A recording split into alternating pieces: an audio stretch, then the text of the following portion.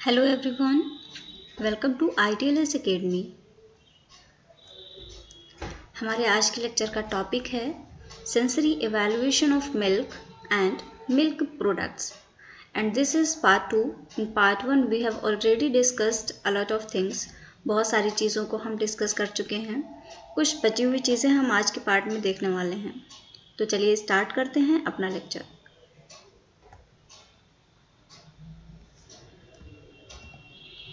सबसे पहला आता है ये जो सेंसरी इवैल्यूएशन हम पढ़ रहे हैं, ये होता क्या है और इसकी ज़रूरत क्या है।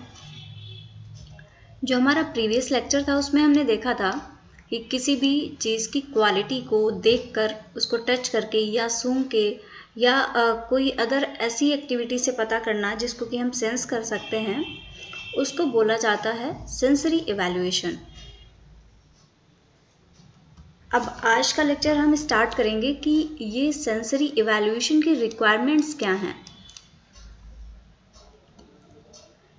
Scientific sensory evaluation of milk products require the following 4 major components.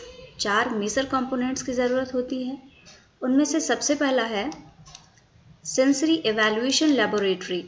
सबसे पहले आपके पास में लेबोरेटरी होनी चाहिए। उसमें क्या क्या होता है? लेबोरेटरी में होता है ब्रीफिंग रूम। ब्रीफिंग रूम एक ऐसा रूम होता है जहाँ पे sensory panel members are first assembled here. जो सेंसरी पैनल के मेंबर्स होते हैं जो इस इवैल्यूएशन को करते हैं, वो एक साथ में वहाँ पे असेंबल होते हैं, इकट्ठे होते हैं। दूसरा आता है sample preparation room. Here, the food samples are distributed into the exact serving size. जो फूड के सैंपल्स होते हैं उनको जो साइज़ होता है सभी को सेम साइज़ में दिया जाता है before they are offered for sensory evaluation. Sensory evaluation के लिए पहले जो लोग करने जा रहे हैं उससे पहले जो सैंपल है उसको छोटे छोटे से साइजेस में बना लिया जाता है और सभी को एक जैसा साइज़ प्रोवाइड किया जाता है। It should be located adjacent to the testing area. अब ये जो सैंपल प्रिपरेशन रूम है ये टेस्टिंग एरिया के बिल्कुल पास में ही होना चाहिए and properly ventilated. Proper ventilation का इसमें होना चाहिए, एयर का आना जाना अच्छे से होना चाहिए इसमें। नेक्स्ट आता है testing booth. This is the area where panel members carry out actual sensory evaluation. Testing booth वो एरिया होता है जहाँ पे सारे मेंबर्स जो सेंसरी इवैल्यूएशन की प्रोसेस है उसको करते हैं ऑफ डेयरी प्रोडक्ट। जिस भी डेयरी प्रोडक्ट के सैंपल की आप जांच करने जा रहे हैं। यहाँ आप देख सकते हैं एक डायग्राम में दिखाया गया है। ये मीटिंग रूम है जहाँ पे लोग पहले इकट्ठे होते हैं। Area of group work, group में जहाँ पे वर्किंग की जा रही है वो है एरिया। टेस्टिंग बूथ है जहाँ पे लोग टेस्ट करेंगे। डिस्ट्रीब्यूशन एरिया अलग ही है और ये एक है प्रिपरेशन एरिया। तो कुछ इस तरीके से आपका ये जो सेंसरी इवैल्यूएशन लेबोरेटरी होती है ऐसे अरेंज की जाती है।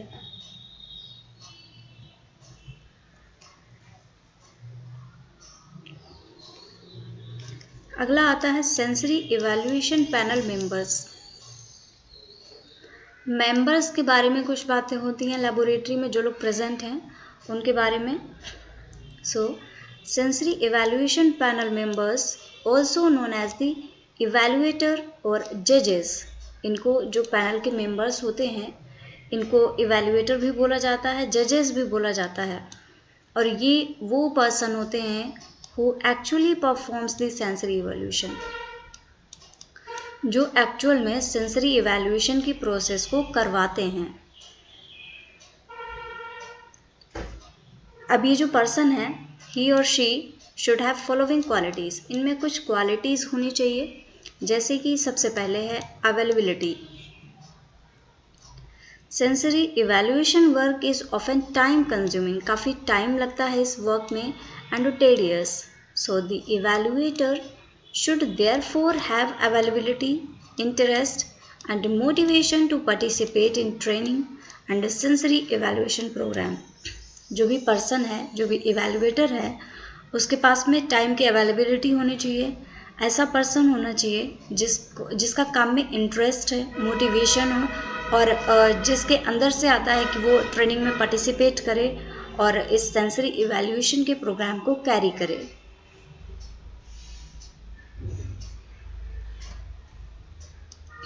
अगली क्वालिटी है एटीट्यूड टुवर्ड फूड।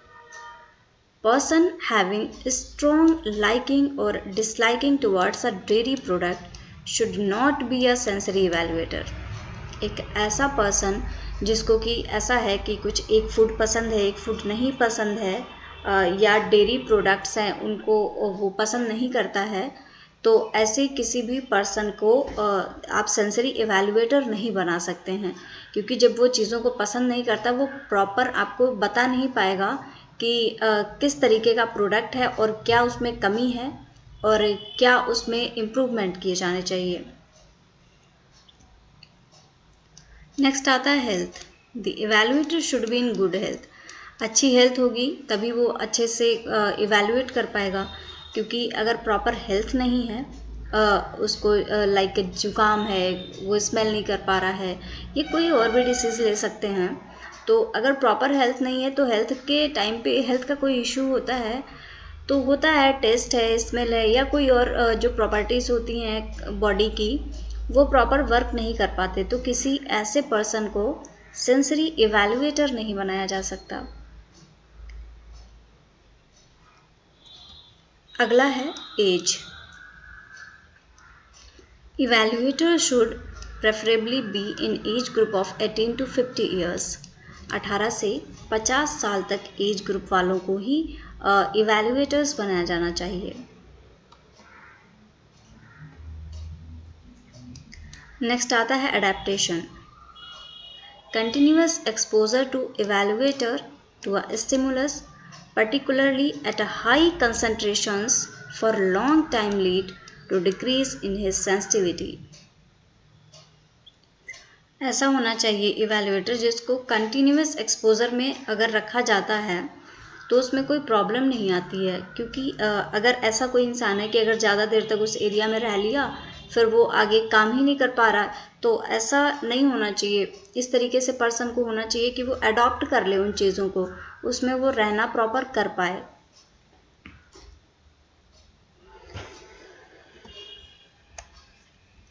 अगला आता है training of the panel members. Training के लिए क्या होना चाहिए?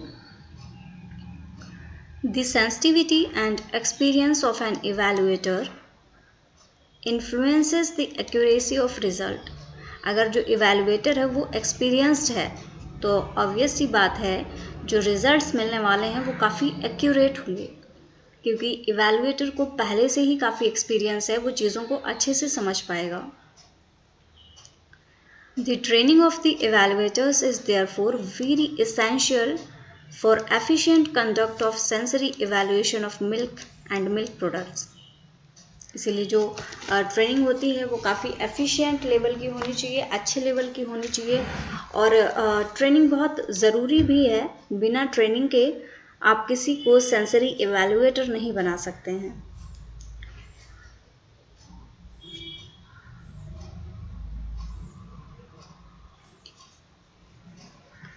During training, the assessors is acquainted with the desirable and undesirable attributes of the product, correct terminology, use of scorecard, scoring technique, and a sequence of observation. कौन कौन सी qualities desirable होती हैं training period में वो यहाँ पे बताई गई हैं, जैसे कि करेक्ट टर्मिनोलॉजी होनी चाहिए, कोई गलत वर्डिंग का यूज़ नहीं करे, स्कोर कार्ड जो होता है उसको कैसे यूज़ करना है, स्कोर कैसे करना है और किस सीक्वेंस में ऑब्जर्वेशंस को कैरी करना है, ये सारी प्रॉपर्टीज़ एक इवैल्यूएटर के अंदर होनी चाहिए, जो कि धीरे धीरे आती हैं ट्रेनिंग से और एक्सपीरियंस से।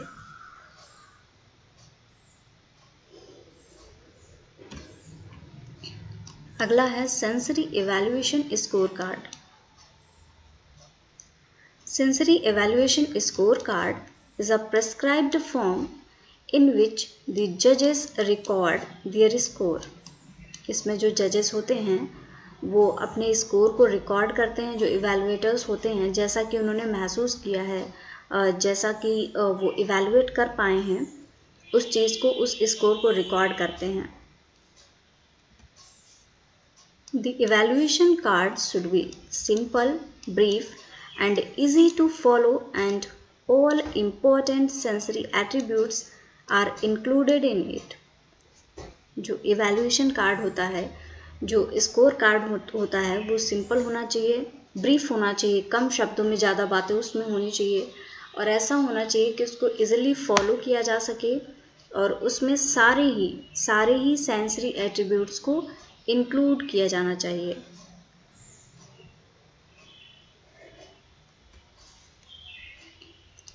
It should be clearly printed and the matter should be arranged in a logical sequence. Clearly printed होना चाहिए और जो मैटर है उसमें वो एक लॉजिकल सीक्वेंस में होना चाहिए।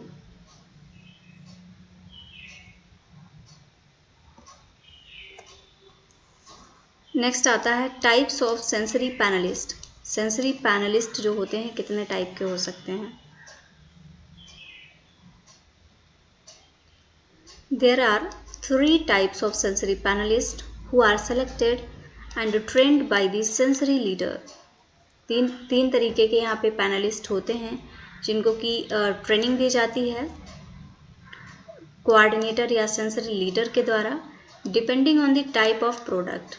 किस टाइप का वो इवैल्यूएशन करने जा रहे हैं, किस प्रोडक्ट का इवैल्यूएशन करने जा रहे हैं, उसके बेस पे सेंसरी पैनल का डिसीजन लिया जाता है।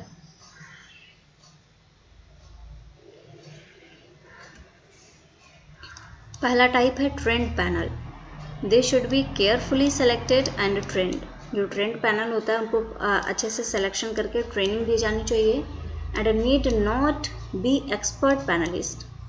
ऐसा नहीं है कि ये बहुत एक्सपर्ट होते हैं, ये बहुत ज़्यादा एक्सपर्ट नहीं होते हैं। सेमी ट्रेंड पैनल होता है। This type of panel should be constituted from persons normally familiar with quality of milk.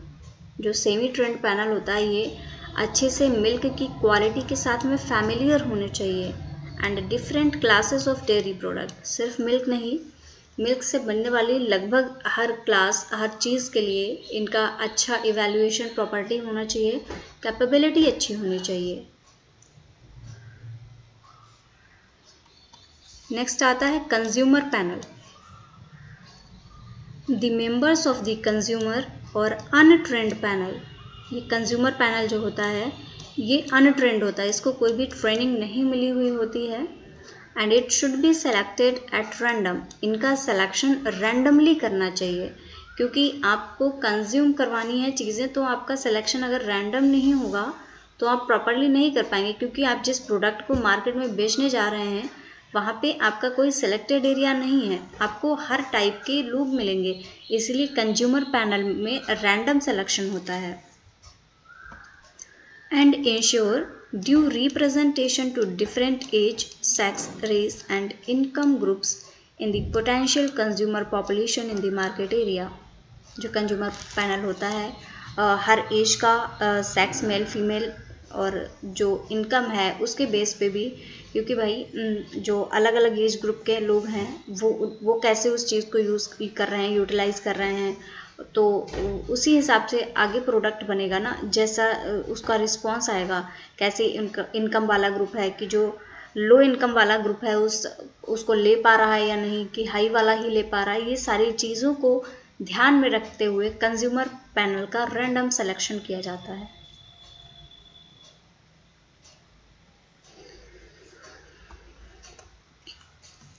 Next है different types of sensory methods. Sensory methods कितने टाइप्स के होते हैं? Sensory test use for judging milk and milk product could be divided into following categories. Sensory method के categories हैं। सबसे पहला है डिफरेंस और discriminative testing.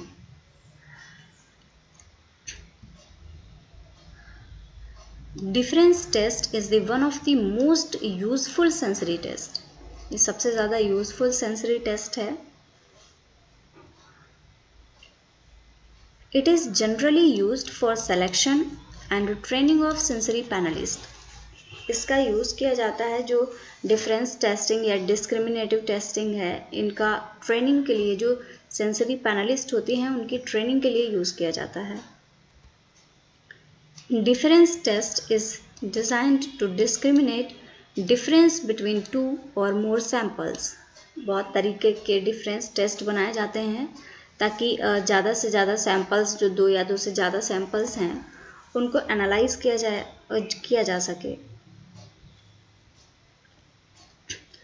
Within this general class are a variety of specific methods. बहुत से specific methods हैं जैसे कि paired comparison, diotrio, triangle and multiple sample test.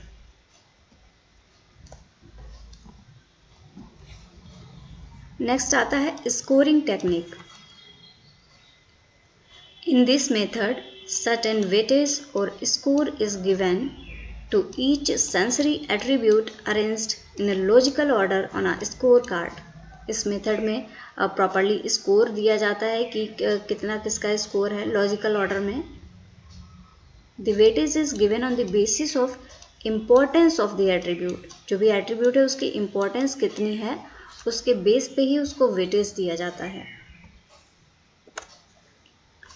Next आता है रैंकिंग टेस्ट.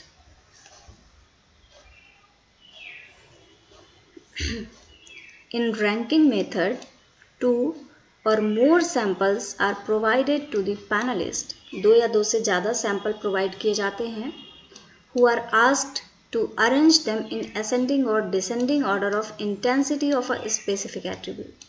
किसी भी प्रॉपर एक कैरेक्टर को ले लिया और उसके बेस पे किसमें सबसे ज़्यादा है किसमें सबसे कम है, इसके बेस पे उसको या तो असेंडिंग ऑर्डर या डिसेंडिंग ऑर्डर में अरेंज, मतलब कि या तो बढ़ते हुए क्रम में या घटते हुए क्रम में अरेंज किया जाता है.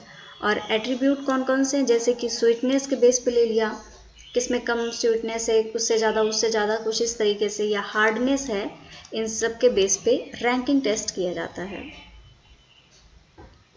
Ranking is often used for screening inferior from superior samples in product development.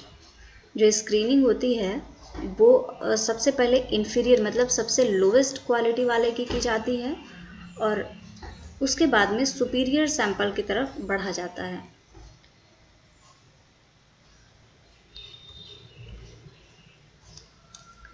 Next आता है hedonic rating test. Hedonic relates to the psychology of pleasurable and non pleasant states of consciousness. ये खुशबू अच्छी है या अच्छी नहीं है इसके बेस पे होता है. In hedonic method physiological state of likeliness और dislikeness are measured on a rating scale. Rating scale पे कितना अच्छा है और कितना बुरा है इसके बेस पे उसको रेटिंग दी जाती है.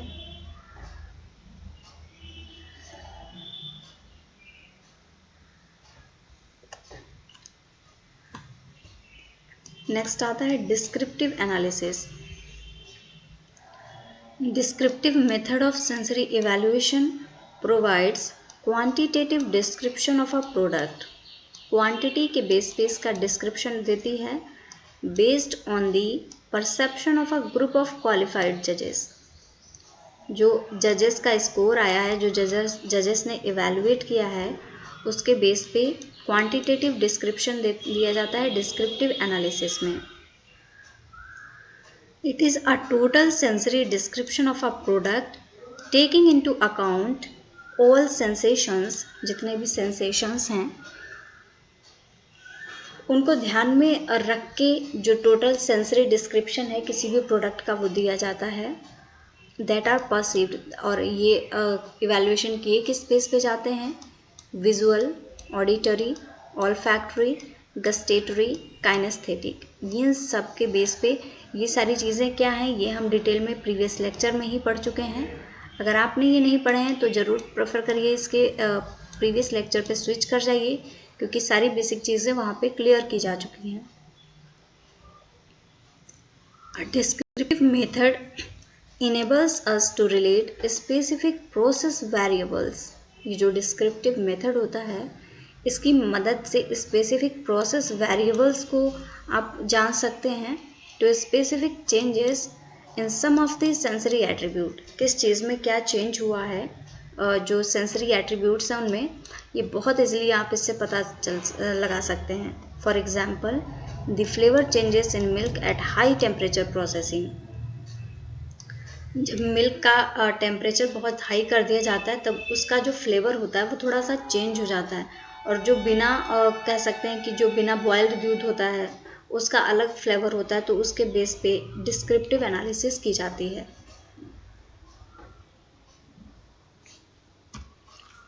अगला है acceptance or preference testing. Acceptance or preference testing refers to measuring liking or preference for a product. किसी प्रोडक्ट को कितना ज़्यादा लाइक किया जा रहा है कितनी प्रेफरेंस दी जा रही है उसको उसके बेस पे ये एक्सेप्टेंस टेस्ट परफॉर्म किया जाता है. Preference can be measured directly by comparison of 2 और मोर प्रोडक्ट्स. अब ये जो प्रेफरेंस है ये कंपैरिजन से ही आती है क्योंकि कौन सी चीज़ अच्छी है कौन सी चीज़ बुरी है इसको आप तभी जान सकते हैं जब आप उसको कंपेयर करेंगे किसी दूसरी चीज़ से with each other. Indirect measurement of preference is achieved by determining which product has scored significantly higher rating. अब प्रेफरेंस किसको दिया जाता है जिस प्रोडक्ट को जो आपने कंपेयर किया है उसमें जिसको हाई रेटिंग मिली है उसी को प्रेफरेंस दिया जाता है. And another product is a multi product test. इसके अलावा एक मल्टी प्रोडक्ट टेस्ट भी परफॉर्म किया जाता है.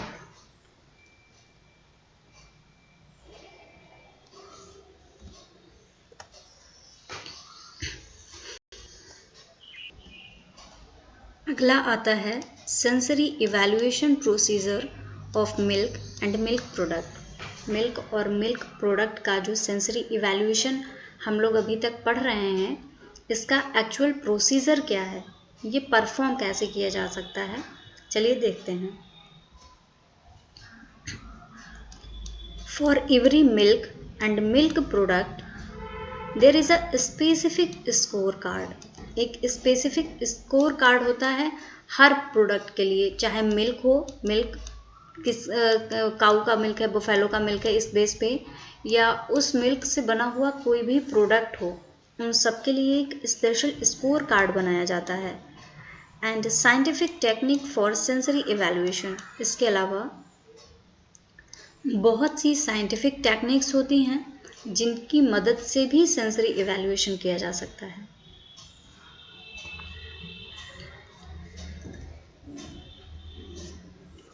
However, the sequence of observation is mostly same for almost all the product. जो सीक्वेंस होता है ऑब्जर्वेशन का लगभग सभी प्रोडक्ट के लिए सेम ही रहता है क्योंकि जो मिल्क है मिल्क से बने हुए प्रोडक्ट हैं तो इनकी क्वालिटी तो लगभग सिमिलर ही रहती है. इसी वजह से जो ऑब्जर्वेशन का सीक्वेंस है वो भी लगभग सेम ही रहता है.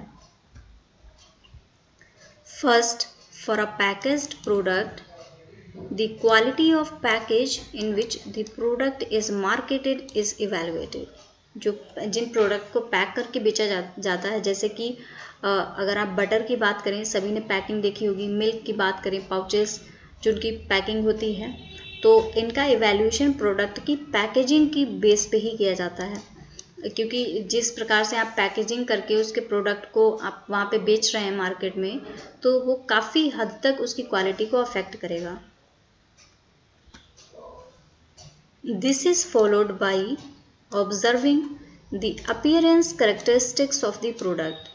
अभी इसको फॉलो किया जाता है जो उस पैकिंग में आपने जैसे मिल्क को पैक करके आपने मार्केट में बेचा कितने टाइम तक वो सुरक्षित रहा कितने टाइम में वो डिग्रेड हो गया कैसी उसकी अपीयरेंस पे तो कोई नहीं फ़र्क पड़ा कि कोई कलर्ड पॉली बैग था उसका कलर आ गया उसमें तो इन सब चीज़ों का मैटर रहता है इसमें. In the next step, flavor of the product is judged. इसके बाद में जो प्रोडक्ट आप मार्केट में बेच रहे हैं उसका फ्लेवर कैसा है, and finally the body and texture is evaluated, उसकी बॉडी कैसी है और उसका टेक्सचर कैसा है। जो भी प्रोडक्ट आप मार्केट में ले जा रहे हैं इनको भी जज किया जाता है।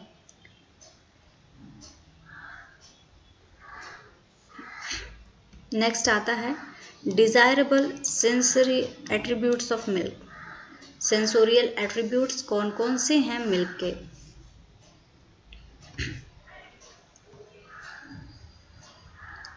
यहाँ पे आता है flavour.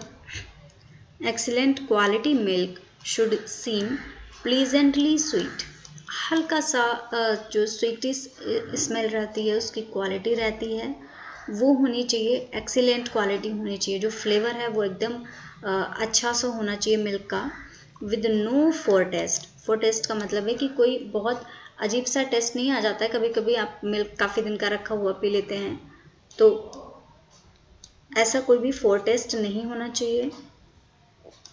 Leave only a clean pleasing sensation, एक काफ़ी क्लीन एकदम साफ सुथरा और प्लीजिंग सेंसेशन, ऐसा स्मेल आना चाहिए कि बहुत जैसे मन को अच्छा लगे, that is called pleasing sensation. After the sample has been expectorated or swallowed, जो सैंपल आपको मिला है उसको जब आप खा रहे हैं तो उसके बाद में जो सेंसेशन आता है वो काफ़ी प्लीजिंग सेंसेशन होना चाहिए।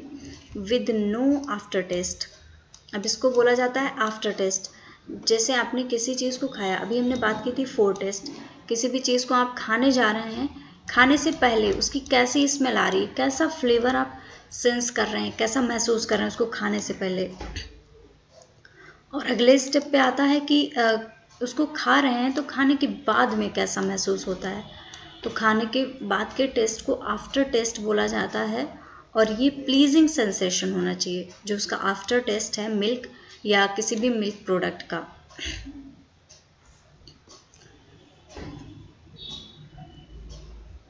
So thank you guys for watching this session. आज के वीडियो में इतना ही, और ये कोर्स लगभग कंप्लीट हो चुका है, लगभग क्या कंप्लीट ही हो चुका है। अगर आप किसी भी कोर्स को ज्वाइन करना चाहते हैं तो लिंक आपको डिस्क्रिप्शन में मिल जाएगा, वहाँ से आप ज्वाइन कर सकते हैं। फॉलो करिए ITLS अकेडमी को on various social media platforms as well as subscribe to our YouTube channel. Thank you very much for watching. Like this video, share with your friends and subscribe to ITLS Academy. Thank you very much everyone.